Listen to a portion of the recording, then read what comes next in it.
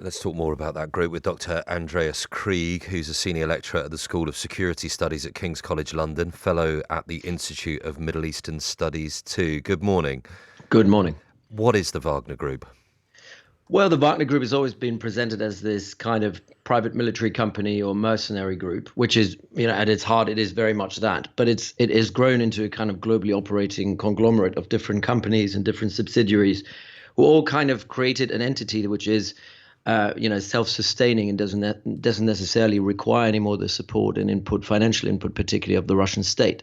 And thereby it has become an entity in itself, almost a quasi-state actor, if you will. They have their own intelligence service, they have their own extractive industries, which means they can go into Africa, get gold and diamonds out of the ground and resell them to make money to finance their military operations. They have a quite broad spectrum of military operations that they kind of offer. They also have been really good in the last couple of years in getting into the information space. So the dominating information, the information environment, doing disinformation campaigns and operations against other targets. So if you compare that to the Russian military, they're probably a lot more bespoke, a lot more focused, and can deliver certain functions that the state in Russia can't deliver. Why have that distance from the Russian state?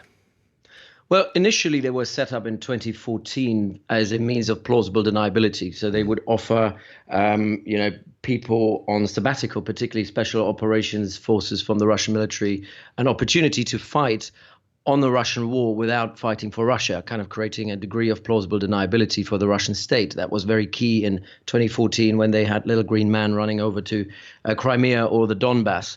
And then the Russians were saying we had nothing to do with it, when in reality it was the same operatives, but they were now no longer in Russian uniform, but operating as private contractors. And the same happened in Syria later on and in Libya.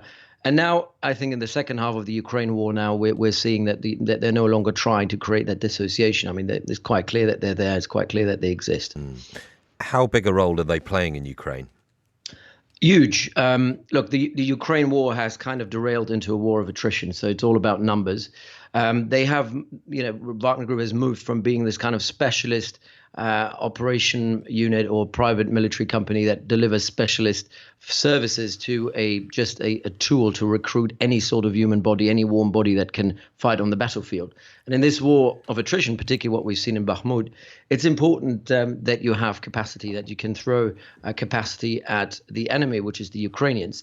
And what they're doing is they're recruiting all kinds of criminals, convicts who fight, who are not very good, who are just basically thrown into the meat grinder and kind of keep the pressure on the Ukrainians, because it's a numbers game and the Ukrainians probably are kind of inferior when it comes to what they can put on the battlefield. What does a reliance on a group like that you've explained so well tell us about Russia's organisation, military leadership, military strength on the ground there?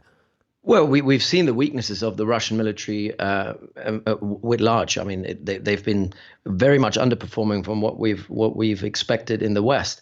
That has to do with the fact that the Russian military is a huge bureaucracy. It's a huge, vertically, very much hierarchically organized sort of entity, which is very, very much not flexible. It's, command and control is very difficult, and that's why they're making mistakes.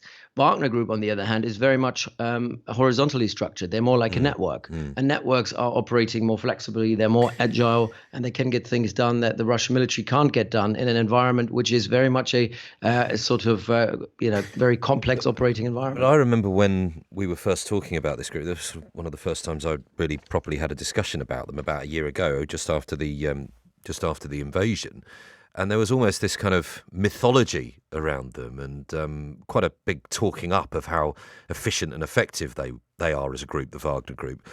I don't know entirely how accurate that was. That was talking to one expert. But, talking to you now, if we're just saying it's a group that, I don't know, sounds a bit more ragtag than all of that. Yeah.